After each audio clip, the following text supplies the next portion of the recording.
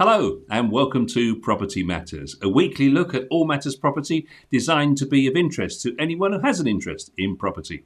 Property Matters, of course, is sponsored by Fairview International and Town and Country Property Auctions, London. It's always been a busy week in property, and we've plenty to discuss for you this week, and we'd love to get you involved by adding your thoughts into the comments section below this video. And of course, don't forget to like the page and subscribe to the channel so you get automatic reminders of when the show goes live. You can also email us at any time with some feedback on the show. We'd love to hear from you. propertymatterstv@gmail.com. And joining us newly free, post any lockdown restrictions, is Joe Joshi. Do you feel freer this morning, Joe? Free as a bird, Paul. Free as a bird. You know, it's fantastic. Nice feeling out there. Sun has been shining as well, so that makes it even better, doesn't it, all round? So excellent. Nice to see the streets busy again. That's the interesting thing.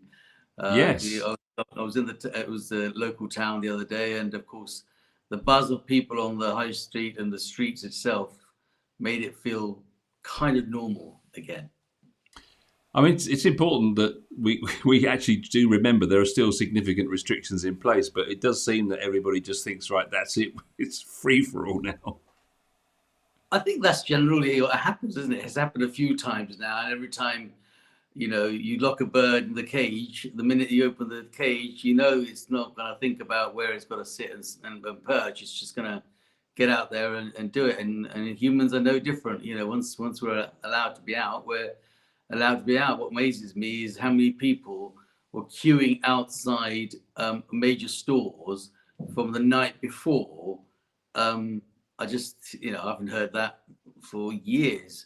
When I remember as a kid that, you know, people used to say, oh, Christmas sales are on, or the Boxing Day sales are on, and they'd be queuing outside one of the big stores the night before. I mean, that just hasn't happened. But obviously, it happened just after the release of the slight release, should I say, of the pandemic lockdown on the 12th. But yeah, I think generally people are excited, and I think when the weather and the days get longer, it just makes it feel a bit more buzzy. I still haven't had my draft pint yet, so only because I didn't want to join the queues of having. I just thought I'd wait a little longer before I can actually enjoy that draft pint. To top it all. So yeah, it's good fun. I can't get my head around the idea of sitting out in the freezing cold, drinking a cold pint of beer. You know, the only time to be outside to drink it is when it's warm, and it's not quite warm. Although today might be. Today might be okay. It was, Paul. It snowed on the morning. Yes, that's the irony, isn't it? on the 12th, it actually snowed, and there was me thinking, wow, look at this. We've got the snow coming down, and we're supposed to be out there today. I mean, nothing like a cold pint of beer, really. I mean, that kind of topped it all up. Yeah, so it's been an auspicious week for within the cultures. Ramadan has started this week, fasting for the Muslim friends, brothers and sisters, and of course, Navratri, which is the 9 days of fasting for our queen of our hearts, Matadi, and of course Vaisakhi for our Sikh brothers and sisters. So, ironically enough, when there's always these sort of battles between this year, they've all started on the same date, at the same time. For all of them, so you know, well wishes to all of the brothers and sisters, and of course, sad to see a little tear on Her Majesty's eyes yesterday. In all the time I've ever seen that, I've never really seen her shed a tear. She's been sort of a, you know, staunch, stoic, kept her emotions and so forth, and all inside, and just goes to show that she's actually quite real. Amazingly intimate ceremony yesterday, and beautiful, stunning music. Really, quite something. Really, oh yes, really, unbelievable the way it was done. It was just, that's one thing that we are amazingly good at is pageant and pomp, and we surely did that. So obviously our heartfelt condolences to Her Majesty the Queen. Indeed, and we have some pomp and circumstance for you today in the property news. So he said, linking smoothly as ever professional.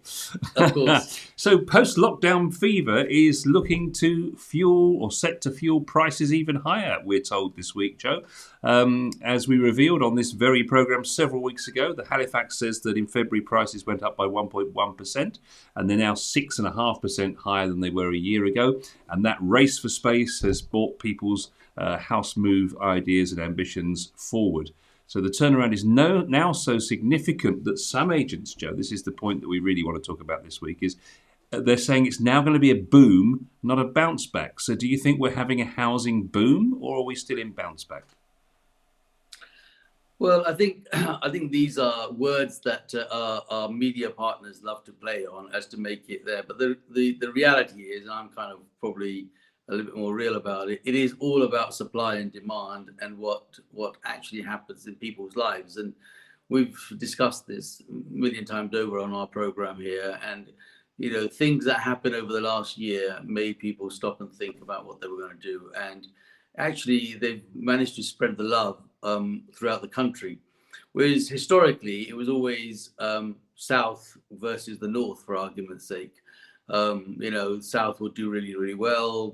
London was booming. And so all those things made a lot of difference. However, because of the way the pandemic had happened, it's actually helped to spread the love, because people have actually sort of stopped and thought about what they can get value for money elsewhere. And so, yes, having that time to think has certainly motivated their moves, motivated their thinking about their family life and the way they will actually, you know, live and where they want to live. And it's quite interesting, the conversations that I have on the front of it all with people, that their whole view and their change of plan and where they would like to go, and some of the things that are now key in their home search as to what would make them move and how far they are prepared to move and why they need to do those things, have all become quite relevant in terms of how it would move. So yes, I think there probably will be a bit of a boom, primarily because, you know, what else do you put your money into? Of course, but whether it's a bounce back or it's a clarity, I think they're just words that we can build. The reality is people's mindsets have changed, and the pandemic has helped us do that. It's a moot point, isn't it, whether the Chancellor's gone too far with this? I mean, obviously, you know, all the tax savings that there were going to be have been wiped out by the fueling of the prices. And of course, I guess he would have known this, you know, being experienced in the world of economics. You know, the supply problem is stoking the fire, cheap money is stoking the fire. So the irony is that everyone's getting on the bandwagon, but there aren't any savings because the prices are rising faster than the savings. Yes, and look, that's business, isn't it? At the end of the day, every government is in business as well. And if you are a business person, you are going to look at your strategy. You go to the supermarkets and you look at their strategies. They have, you know, what we call loss leaders. They'll sell a pint of milk for lesser because they know people are going to come in and spend money on the other things, which are going to probably be added up. It's just business, and the Chancellor is in no different position. And to put another point or another spin on that, I mean, what would have happened if the Chancellor hadn't done those things? You know, the country would have been in pretty dire straits. And then we would have all been sitting here blaming them and saying they didn't do anything. So if they did do something, it's the old adage of you're damned if you do and you're damned if you don't situation, really. But I think under the circumstances that were presented, I think they did really well, and people have been able to utilize that to their best advantage. And I think the country is on its feet quite well, considering. Now, what you have to take in mind also, Paul, is, you know, we had the dreaded Brexit that was driving us absolutely bananas for the last 4 years.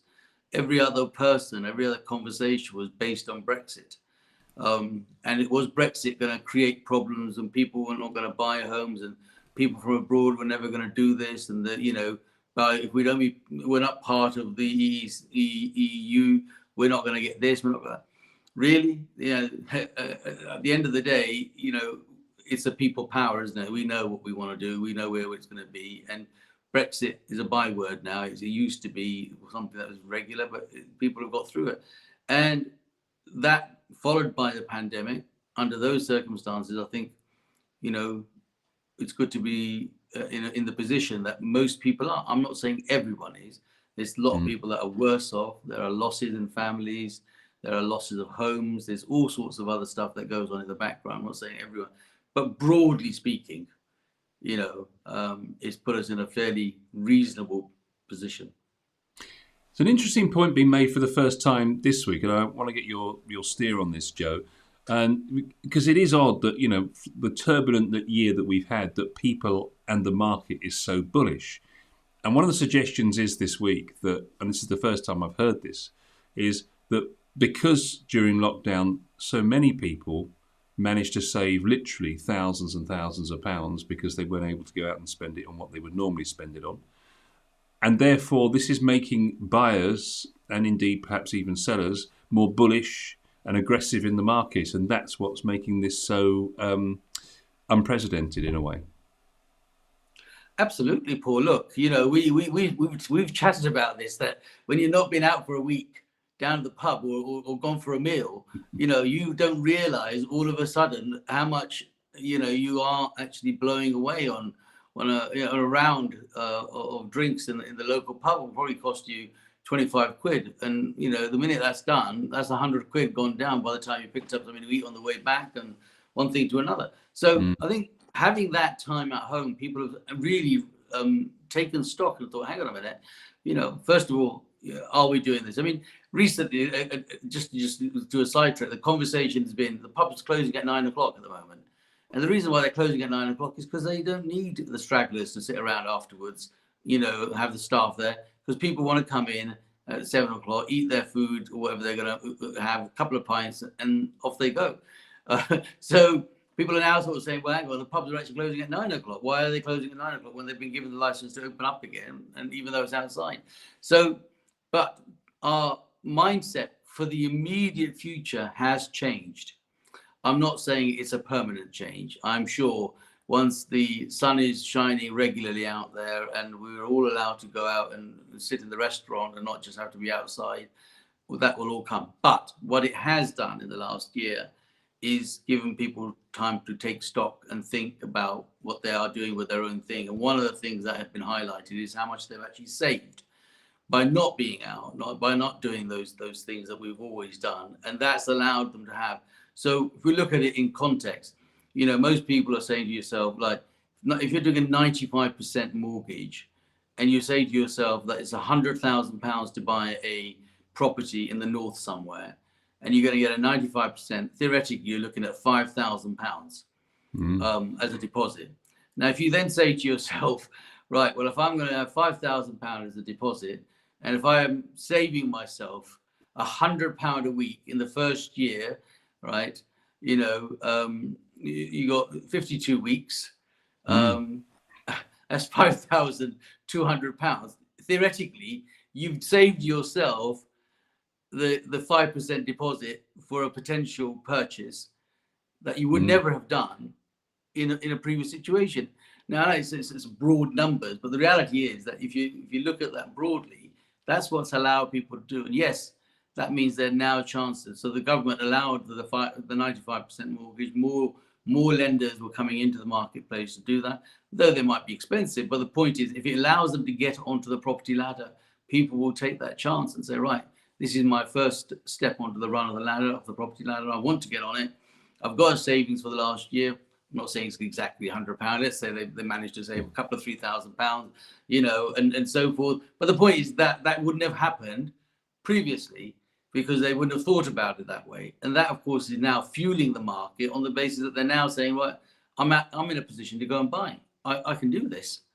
So yes, the savings that they would have made in taxes, they've actually saved in their properties, but now got the longer term investment potential.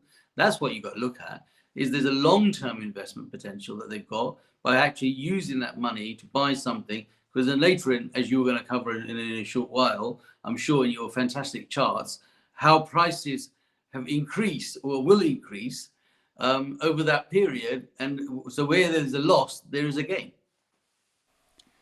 Very succinctly put. It'd be interesting to see what our viewers have to say. So get into the comments in the chat, please, if you would. Tell us, are we going to have a boom, or are we just having a bounce back? Do you think it's going to sustain us, as many people think, past the end of the stamp duty holiday? It'd be interesting to get people's views.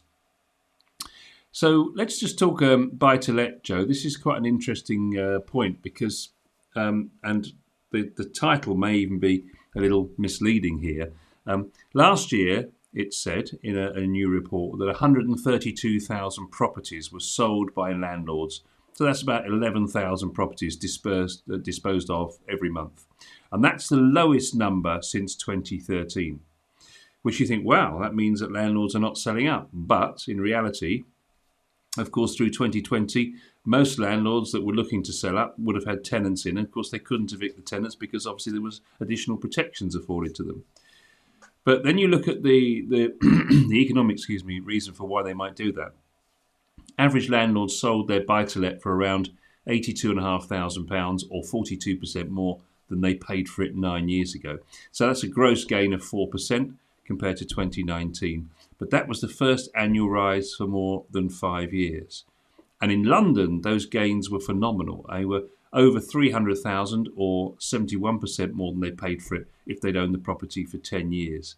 And that golden age was in 2008 to 2016. Landlords buying at the end of the financial crisis and then selling before the stamp duty surcharge came in 2016. That was the golden time. So it's interesting to see that many people's comments on this story are saying that forget buy-to-let in the southeast, there's nothing in it anymore because the rising prices and all of the other benefits that have been taken away, things like there's now the 3% surcharge, there's the mortgage tax relief that's gone, prices are going through the roof, so it's difficult to get in the first place to get a good value property. You've got the additional rights of tenants, rightly or wrongly, and of course down the line we know CGT is going to go up. So question is, and it's the $64,000 question, is it still worthwhile getting into buy-to-let? Because it seems like you're getting taxed on all sides, potentially. Yes, and I think my answer to that is that first of all you've got to be in it to win it. So if you're in it, of course you're going to have the penalties and the taxations are going to be there. But if you're not in it, you haven't got anything to worry about. And most people that have got money invested sitting in a building society or bank that is earning them maybe a measly 0.5% or less, or even, in fact, in some cases, most lenders are beginning to actually charge the saver money to keep the money in the account because it's actually not viable for them to do that. So when you use that as the spin on this particular point, then I think I'd rather go and buy a buy-to-let and have maybe not so much my monthly income there, but potentially the capital growth of when the property prices have been going up. The question you have to ask yourself is, do I get a gain in the long term as opposed to the short term? What is the long-term gain of having your money sitting on the bank and building society for the next 5 years, which is giving you zero, pretty much? Or do you go and say to yourself, well, I'll go and buy a buy-to-let. It may be in an area that isn't giving me the best return, but as house prices seem to be going up, if I've gained 5% increase on the value of the price, then I've gone 5% better off than I was in the first place. So, it's just a case of the spin that would do. Yes, last year, obviously, with the restrictions of allowing to evict or move tenants out under the pandemic, which the government put in place, because the last thing they wanted to do is have a whole flurry of people out on the streets. And I understand that. And I know that the landlords have suffered tremendously over that, especially with those that have actually extracted the Michael, as one would say, because some tenants are thinking, okay, well, I've got this situation, so I'll just do it this way. But there are good tenants who actually just do their thing, pay their bills, and as a large percent, it's like bad news. One bad news is better than all the 99% of the good news. There are a good percentage of landlords and tenants that don't have this issue. but there's going to be a handful of people, or a 1 or 2% in the grand scheme, that are going to take the Michael out of the situation and the system and say, right, well, okay, I'm stuck here for 6 months. I'm not going to pay my landlord. I might pay him in a lump sum at the end just before he throws me out. Those things have continuously happened. They happen forever and a day. It's not something new. It happens all the time. But the reality of it is that is buy-to-let a dead thing? I don't think it is. I think that buy-to-let, like everything else, will have its spin. It'll come back. And some landlords have been selling their property, their bases, primarily because they are old stock, and they may require things due to it. They may not get the best returns on it. The younger generation, Paul, the next generation, are really not sometimes interested in old properties, because they want to be trendy. They want to be in the modern block, 4 walls, magnolia paint, easy to manage. They're not gardeners. They're not interested in. They want to be getting a pizza delivered by Deliveroo. They want to be picked up by Uber to the next place, to the pub. And these are all easy things. They want Amazon to deliver their stuff to their door, and they want Sainsbury's to deliver their food to their door. I mean, these guys, the millennials, as you would call them, are lazy buggers as they are, because that's the way life has become.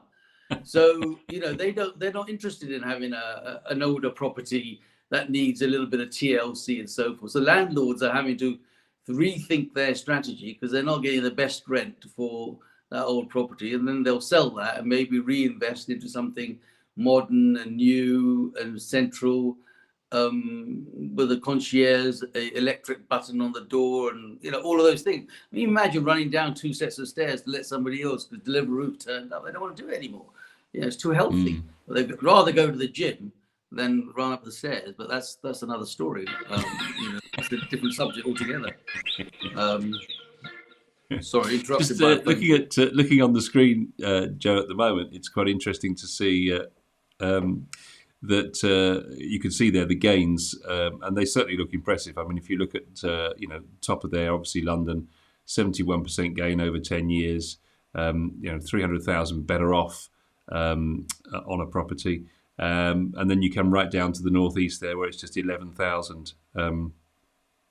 And the gain being 3,500, and a sort of a mediocre 16% increase. But again, as you say, still better than the financial establishments can offer.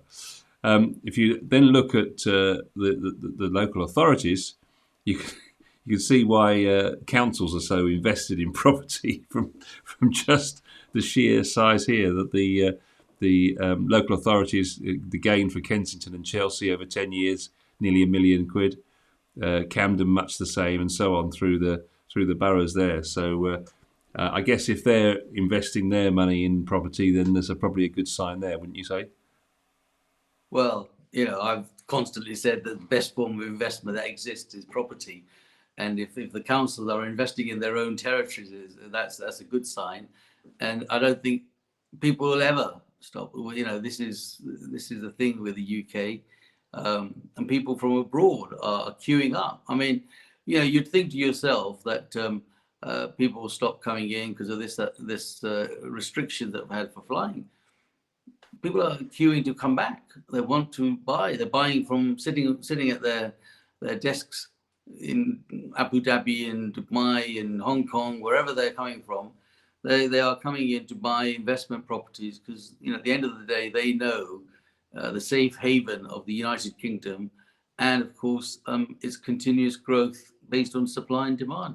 And that supply and demand is not just homegrown, Paul. It's not just about us selling down here and moving to the north, sort of thing. It's the attraction generally worldwide that comes in.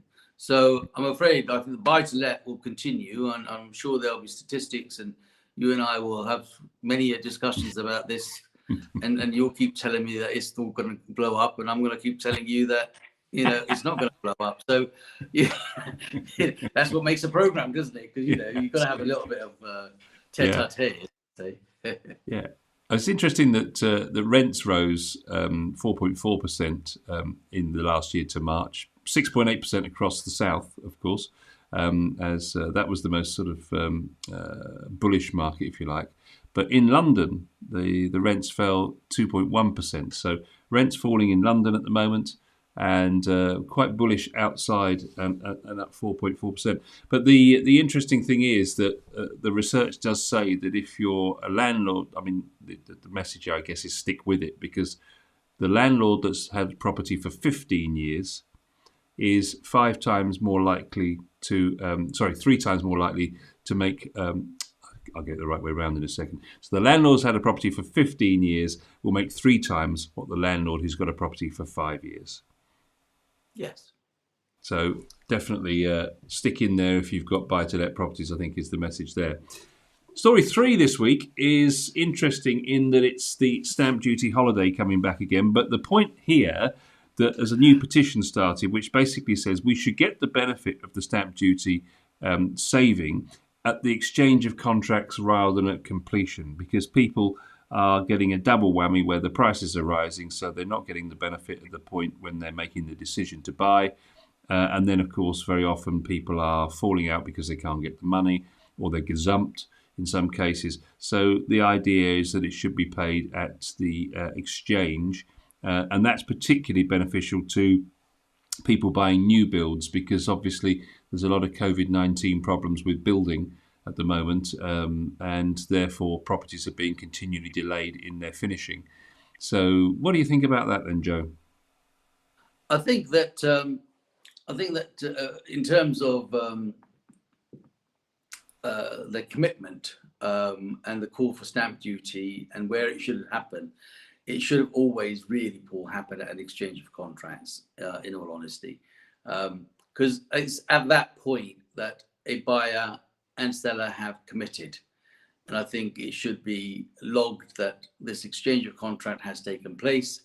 And as it has taken place, the rest of it should follow through. So, whatever the other dues are, they all should fall in line. So if they're going to get a benefit of the stamp duty, it should be at the point of exchange of contract. Now, had the government done this from the outset, we may have not had to have a extension, because a lot will have happened on exchange. And now the journey to exchange contract is as tedious as, probably it is more tedious, should I say, than it is at completion. Because when exchange of contracts happened, no one commits to that until they know they've got the money. So the actual play for completion is quite feeble, really. It doesn't really make any sense. Why would they not want to complete? I mean, if you took 10 as a number, you might get one that could not complete for one reason or another, circumstances, situations, whatever those things might be that are beyond our control, they may not complete. But 9, if they've exchanged contracts, will complete. You're parting with quite a lot of money, be it 5% or 10%, but the average is 10%. So if you're buying a £200,000 property, £20,000 has got to be found. No one is going to spend £20,000 and say, I'm not going to complete. First of all, they're not going to get to that point because they can't complete, not knowing that their finances isn't in situ for completion. So really, the answer is you should actually be triggered and activated at the point of exchange of contract. And I don't disagree with that. What I disagree with is that it's always after the thought. Now, had this petition been exercised when they wanted to have the stamp duty extended, and actually at that same time said we want the stamp duty extended, but it should be activated from exchange of contract, we wouldn't be doing that. Now, there could be a second reason behind that, and that is, well, they managed to get one part of it, that the extension has happened till the 30th of June. And now that we're going to be running away with time again, because 30th of June will be here before you know it, the next thing you're going to do is, it should have happened on exchange of contract, not on completion. So at the moment, the race is on for a completion for the 30th of June. That gets tighter. So if they've done it on exchange of contracts, then the completion date doesn't really matter when it happens. It could happen, 1st of August for anybody cares. It doesn't really matter. The government would know that they were going to get their stamp duty anyway. So I think exchange of contract is right, and it also, most things should trigger off at that point. But I'm not sure that they're going to actually adhere to that right now. I don't think they're going to say that, because they're going to turn around and say, you know, we've extended it.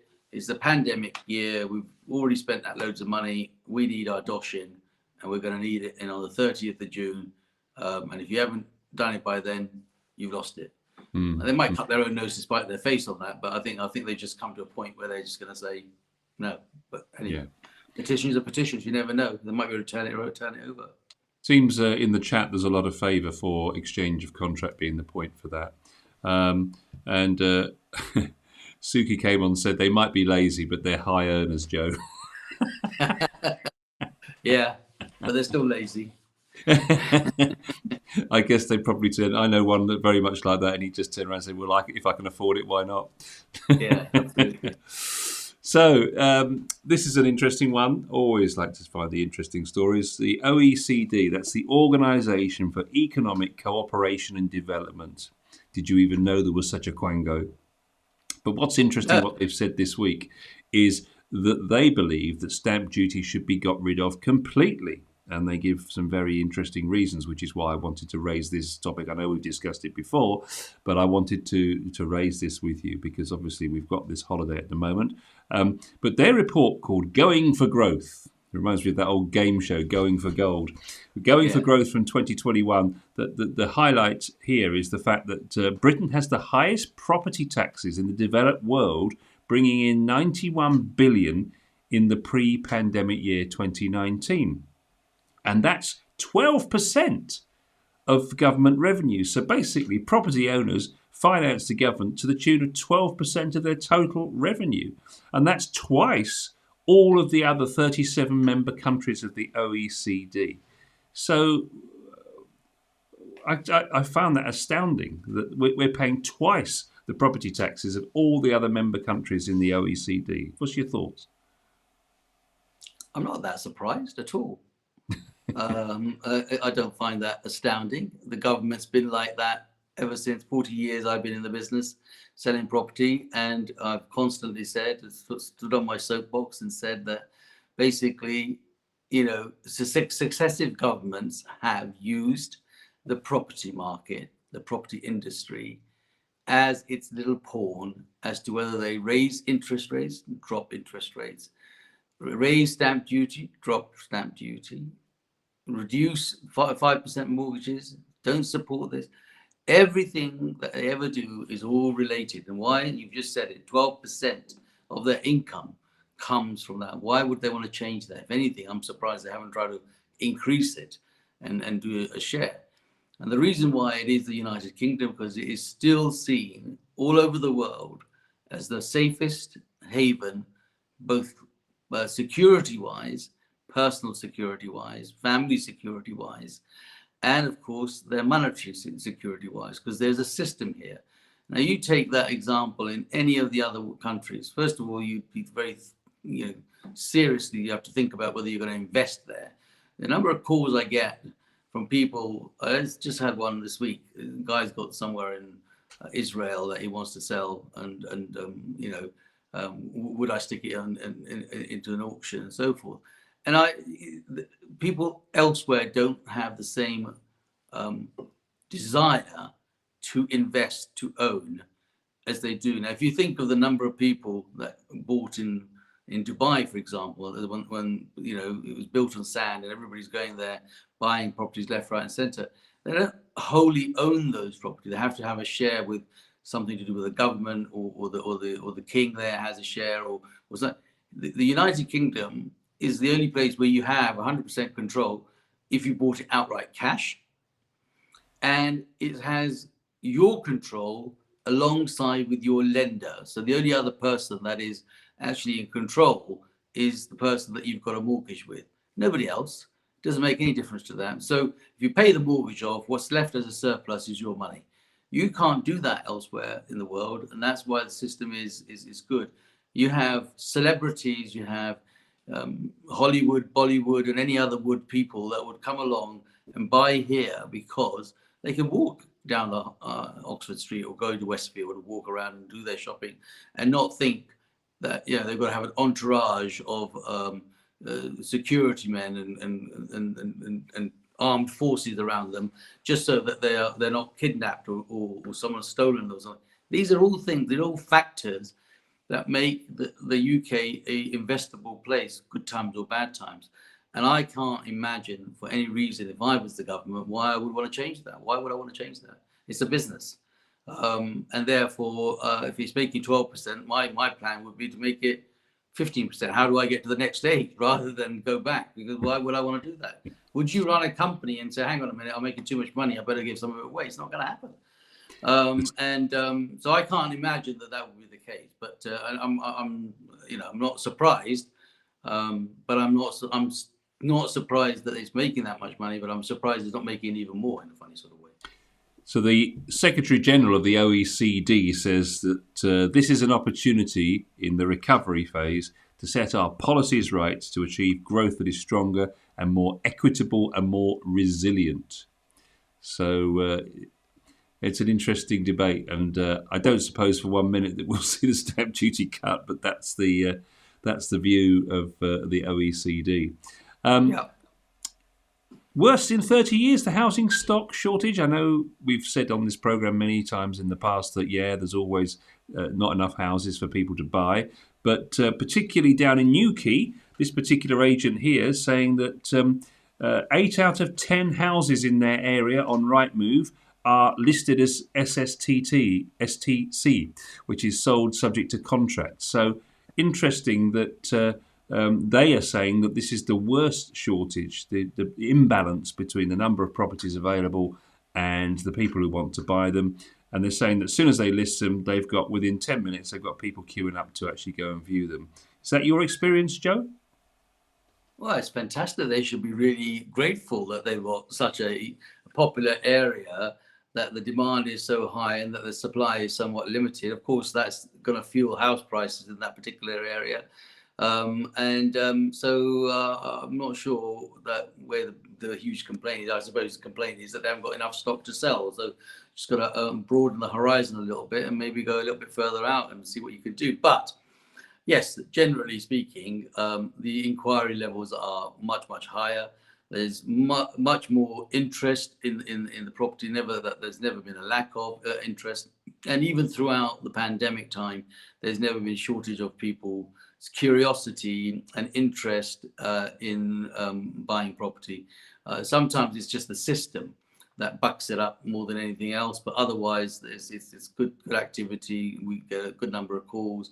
I deal with fairly diverse types of properties, and we've got interest from all sorts of levels and in all sorts of properties. So I don't think there's any issue where the current market is. It's just closing the deals at the right prices.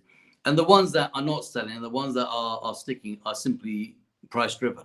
It's because the vendor wants to have more than he or she thinks is worth. And eventually it will come to a point where, they will correct that level and it will sell.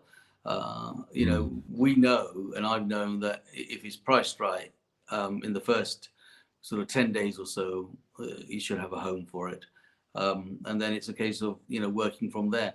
And you've got to work together, both vendors and agents and their sellers have got to work together to try and get the best possible price level that they can.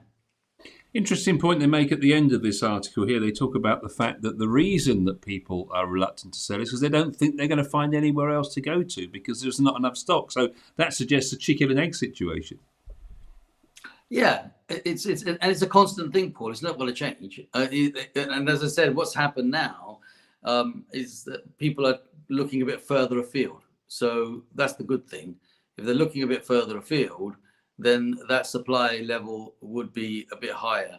If they're all in a same bubble, same area, then yes, that would be. And that's always the case with London to an extent, because it is surrounded by certain factors that people want to have in their commute. They want to be close to a tube station. They want to be close to, their favorite coffee shop or whatever it is that they're going to do. So all of those things have got to be important. But I think it is just simply down to supply and demand. And yes, maybe it is 30 years since it's been like that in that particular area in Newquay, but I can tell you it's been like that in our area for much, much longer. I mean, the right property at the right price will sell. The right property at the wrong price will just hang around a bit longer. Last story in the news this week, an interesting one here. I mean, it's interesting how all the disruptors who have managed to completely disrupt industries such as Uber and Deliveroo, they're all getting some kind of kickback now. And now Airbnb seems to be the next one. So they're looking nervously over their shoulder. Why? Well, it's all happening in Edinburgh, because obviously there are short-term holiday lets in Scotland, obviously, and all over the country for that matter, but particularly acute in Edinburgh, and this is a test case. And Scotland are looking to bring in legislation. Interestingly, there are 6,000, or there were in 2019, 6,167 whole properties advertised on Airbnb across Edinburgh. 6,167. And in the city centre itself, there were 2,142. So what the local council did was to go out to consultation as part of the development plan and say, look, what do we think about this? And so they've come up with new legislation which is being trialled in Edinburgh at the moment, started on the 1st of April. Basically, they're going to designate short-term let control areas in hotspots. So where it's really, really popular, where all the touristy bits are, they're going to say that if you have a whole property and you're doing it on a short-term holiday let, you're going to have to apply for planning permission for a material change of use, which will then obviously allow them the ability to control the number of genuine residents and the number of short-term holiday lets. So obviously this has become a problem. The communities, I would imagine, or the lack of a community, because every few days the population of that area changes because these people are coming into short-term lets. So it's interesting, isn't it? Because normally you would expect a government or local authorities to let free market controls or have a free market without control. But here they are saying that they're going to maybe look at some kind of control. By 2024, you will have to, if you have a whole property in that area, you will have to potentially apply for a change of planning use. Yeah, there's two folds of that, Paul. One I have to say is that this thing started on the 1st of April, so I'm not sure whether it was supposed to be the April Fool's joke for the year. No, published on the 13th of April, Joe. Oh, right. No, but you said it started on the 1st of April. Yeah. But so that was one part. So look, the reason with this Airbnb business and accommodation is, as you rightly say, the ever-changing communities. So the good people that buy a property, an investment property, or their home in a block where they want to live, and someone else comes along and buys one to invest and then decides to do an Airbnb out of it, that is going to have a constant change. Whereas under the short hold tenancy, which is the old way of renting, they're there for at least 6 months to a year, and that kind of gives some sort of stability. So put yourself in the position of one of the other tenants in the block, and you've got revolving doors on the flat above or downstairs every other day. There's a new guy checking in, another one checking out, chucks his suitcase in, kids come along, they're going to go and do the touristy bit. Of course, it can get really annoying, and you think to yourself, do I really want this? So to some aspects, I have sympathy with those people, because I can understand how frustrating it must be, and you can't control doing that. So there should be some sort of licensing or element of that. Again, here is an opportunity for local government to consider taxation or raising fees for applying planning applications, and having a cost. Landlords will say, it's a nuisance because they've got to now pay for planning permission, and if you don't get the planning permission and that gets registered, that property will become unsaleable to any investor buyer in the future, albeit for sale or for Airbnb or for letting. You don't really need that on that. It's like, you get tarnished with that situation. So either they come having a license. I think a license is better than having a planning permission. That if somebody buys a property and then invests in it, and they're going to do it as an Airbnb, then what they should really do is say, okay, look, I've got a license to do this, and I'm prepared to pay my costs, or contribute towards the service charges a bit more, or whatever they've got to do in order to do that.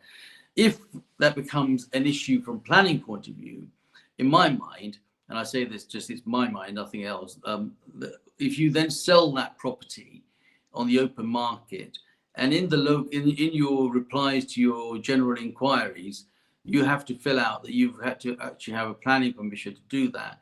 And let's say hypothetically that planning permission was rejected, then any future buyer who may have had the same thought is going to be deterred from buying it. So the value of that property will not maybe increase as much, because it doesn't offer the choice of investment that somebody might have looked at it as a potential investment. So they really are going to be sort of cornering it to say, if you want to buy this particular property, you're buying it to rent, to live in, as opposed to make an income out of it. The second part, or third part of that, is obviously all the leisure industry, the hotels are obviously teamed up with the councils and saying, hang on a minute, you know, this Airbnb business is a bit like you said, the Ubers and the Uber Eats and Deliveroos and all these kind of people that come into the market, the disruptors that come into the market. Here you have a disruption by Airbnb, who comes along and disrupts the hotel market because they've had to drop their prices quite dramatically in order to try and compete with what Airbnb are prepared to do, or the offerings that they do. And so they will obviously be lobbying local councils to say, look, these people must happen. We have to, by the way, they'll say, we have to. We can't turn around and do such and such without having the appropriate consent on our hotel. True. We can't do this. You can't allow us to have a disco after 12 o'clock or whatever, because I have to go and apply for an extra license. So hang on a minute, what's got to be good for the goose has got to be good for the gander in this situation. So that's probably where it is. I see this becoming a bit of a mess. I think that those that are doing that will probably be better off to just get some sort of license. But I certainly wouldn't get into planning applications, because I think that will cause huge and bigger problems later on in the journey. Which, you know, and then those properties will end up as properties that are not seen as best investment, and that's kind of unfair as well. Interestingly, in the comments, license, your suggestion of a license rather than planning is proving popular as an alternative. Interestingly, at the consultation, the people that responded to the suggestion, 87% of people thought it was a good idea to have some kind of planning restriction on short term, or at least a control on those properties. So clearly, in somewhere like the city centre of Edinburgh, where so many tourist people want to go, and I'd imagine similarly in London, there is a big problem, as you rightly identified earlier on. Okay, so an interesting story to watch. That's going to run and run, and of course 2024 might seem for those owners a long time away, but it'll be on our doorstep before we know it, that's for sure. And they will have to get their planning in before that if they have to. So they need to seriously think about what they're doing, I suspect, now. But it's interesting to see that the state sort of getting in and having some kind of control, and that proving popular. So, Joe, this week the auction market came into the news, and I know you wanted to talk about the method of auction sale. Yes, so as you know, to our viewers, one of my roles is as an auctioneer, Town and Country Property Auctions London. That's what I do. So a new announcement. It's an old announcement, but it's becoming.